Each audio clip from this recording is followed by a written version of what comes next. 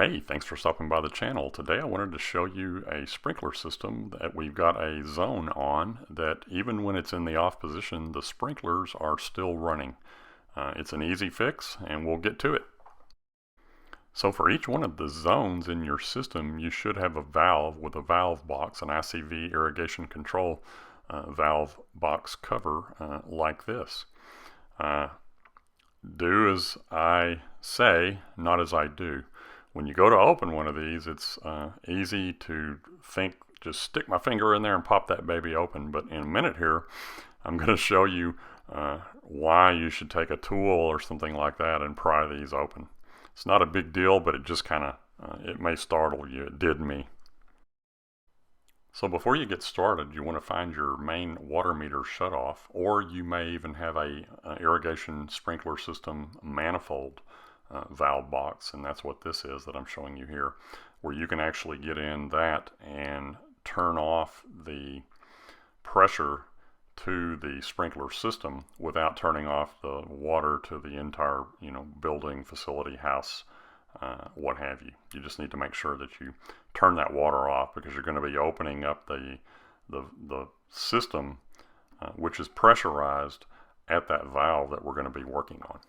So we live in Texas, and here by our pool we've got a lot of tarantulas that hang out, and I had already reached into this box and was just cleaning some of the dirt and debris from around the valve when, lo and behold, look who came out of their dugout. Anyway, I was able to get him evicted and move on with my task at hand.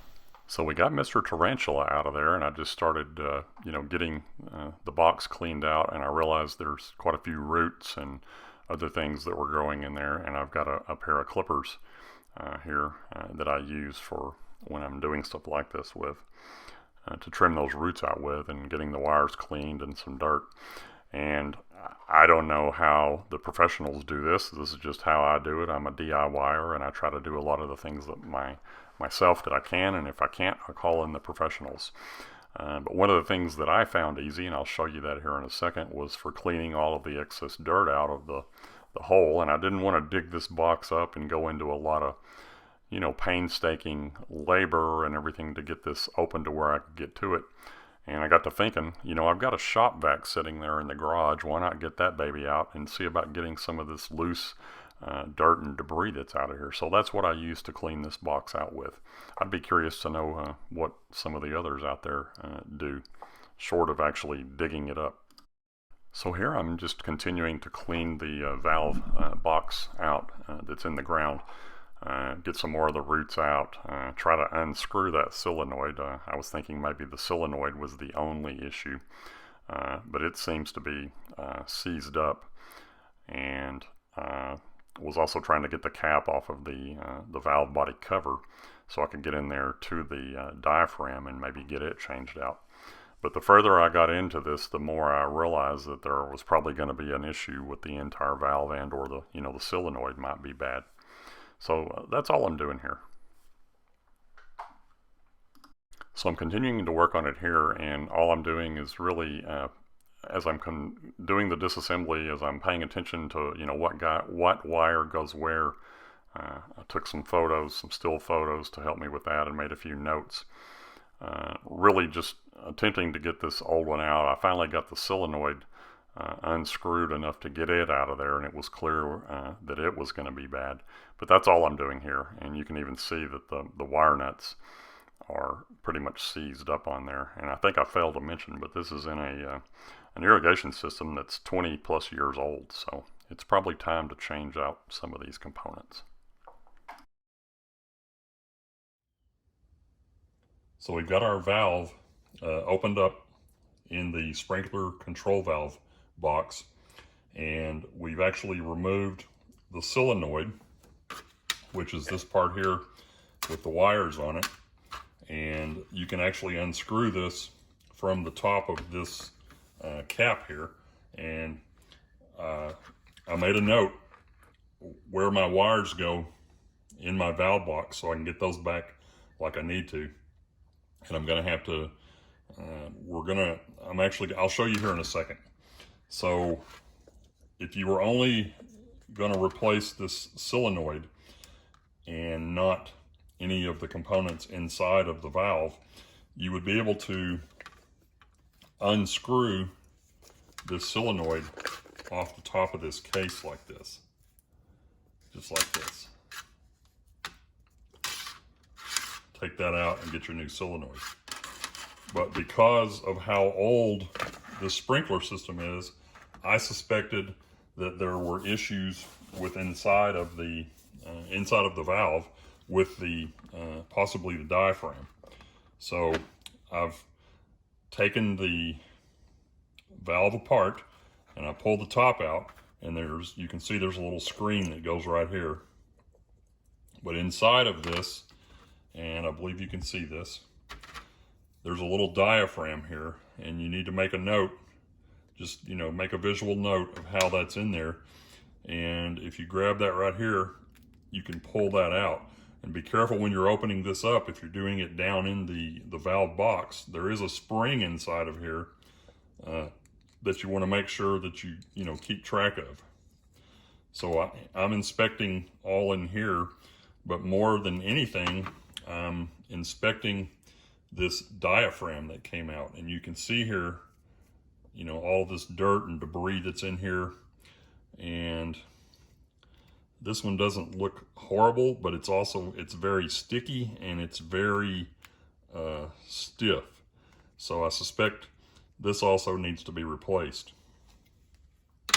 When you're putting these back together, if you did get a new diaphragm, you would note, you know, make sure that your spring is in here, but you'd also note that there's a little alignment guide here that has to go right there like that when you're closing these up.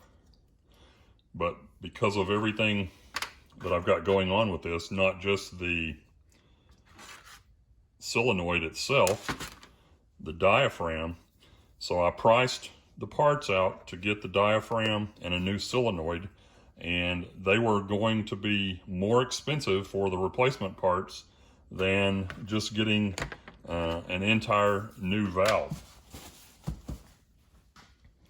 which is what this is. This is an entire valve. You can see here it's got the solenoid on the top. There's that ring that's the cover and the new cover, but it's also the new valve. So I really don't want to dig up my sprinkler system at this valve box and have to fit, you know, the new connections and you know, glue and primer and all of that. So what I'm going to try to do, which is what, you know, a lot of people do, is I bought the entire valve. Granted, this one's a little bit different. It's a newer valve. It's got a bleeder valve here on it that's helpful for bleeding off any air from the system once you get it back together. But if you open up this new one by undoing this ring here and go ahead and gently lift this off, you can see that you pretty much got the same components in here that we can take: the new spring, a brand new diaphragm, and your filter. We can take all of this assembly right here to the valve body that's still in the ground, and we'll make sure, and I'll show you that here in a little bit, but we can make sure, you know, that all of that in the ground is good and clean. And before we took our old one off the other day, I put just an extra shopping bag, and you could use a baggie or a piece of plastic or whatever, and covered up this part that's down in the valve box to try to keep any you know, extra dirt and debris that's out of it. But we can, and I'll show you here in a little bit, we're just going to take this new diaphragm, filter, cap, and solenoid and put it on the valve that's still in the ground, and screw that in, redo our electrical connections, and we should be good to go.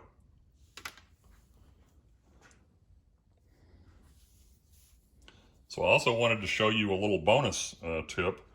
If you've got this sort of valve in your sprinkler system. And like on the one we're working on today, it has 11 different zones, and then each zone has a valve like this in a box somewhere that we're working in today with a valve like this. So if you're ever out working on the system and you don't want to go to the main controller to turn on a zone, you can open up a box and simply reach in to this solenoid, and you can see here on the top of the solenoid, it's got arrows, one for on, one for off.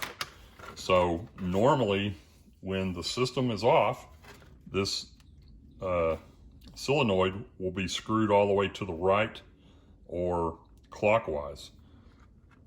And if you wanted to turn this zone on, all you have to do is grasp this solenoid and turn it counterclockwise just a little bit, and that's going to turn this zone in your sprinkler system on. And we'll show you that after we get this one buttoned back down and get everything installed. But that would be helpful to you if you're, just servicing the heads or something and you don't have access to the main control box or whatever, or you just want to turn on one of the valves. And then to turn it off, you just simply turn this back clockwise to the right, and it doesn't have to be extremely tight, just snug, and that'll shut the water off to that zone.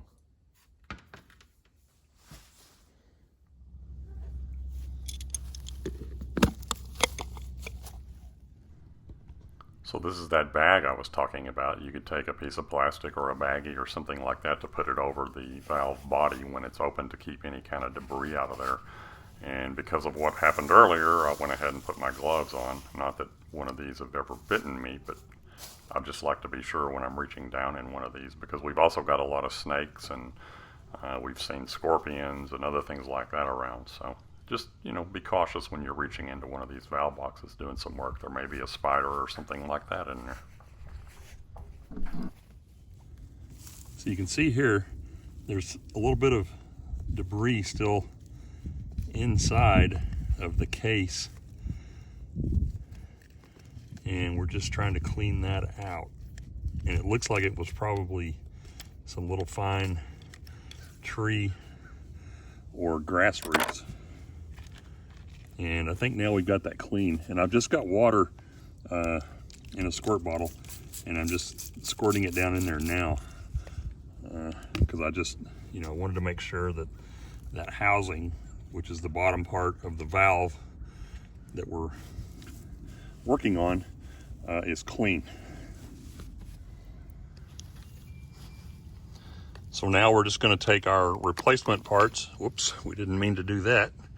Make sure that our filter is clean. But we're going to take our replacement diaphragm filter cap with new solenoid on it and position it onto the existing valve body bottom. And I'm noting down in there, my little reference guide is right there, and it needs to be lined up with this right here on the new cap.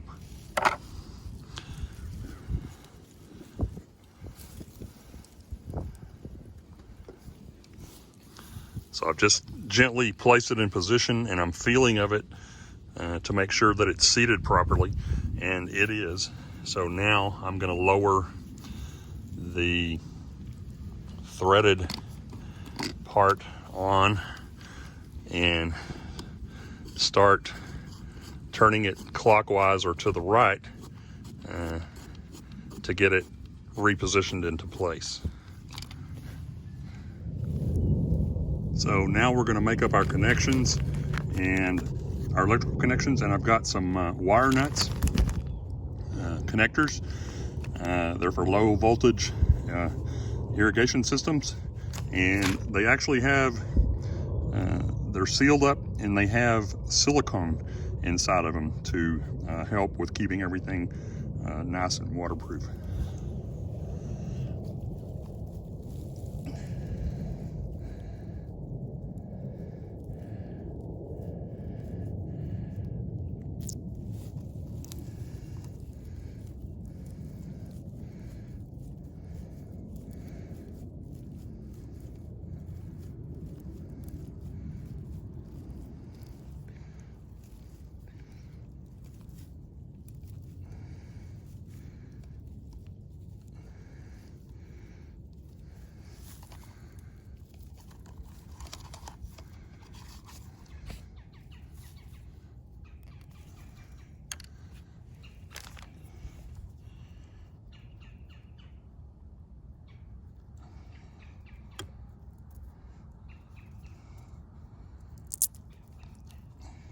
You can see the silicone there came out on that one a little bit.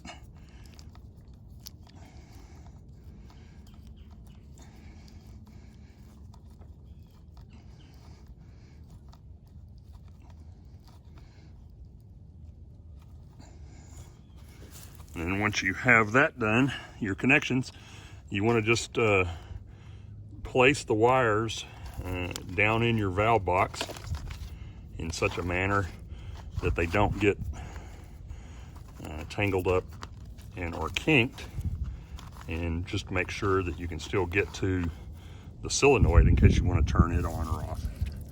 So now we're going to go out to the street and turn the water back on to our sprinkler system. So here I've just gone back out to the front of the house, close to the street where the water meter is, but I'm actually getting in the irrigation manifold where we had previously shut off the water pressure to the irrigation system. And I'll zoom in here in a second, and you can see one of the valves right now is still open and the other one is actually off. And I'm going to reach in and get the valve that is turned off and turn it back on. You can see the one on the left has the little green handles, and that's what I'm doing here, is turning the one that was off back on. And you can see here they're running parallel to the line, and that's how you can tell that they're on. If you need to shut them off, you turn them crossways up the line. They're not all exactly like this, but for the most part they'll look like this. And that's how you turn that water off to the system without turning it off to the entire house. So we're back at the valve box that we were working on. We've got our water on to the sprinkler system now, and we're just checking for leaks, and I don't see any. So we're going to reach in and turn the solenoid clockwise, and as you can see here, that turned on the sprinkler zone.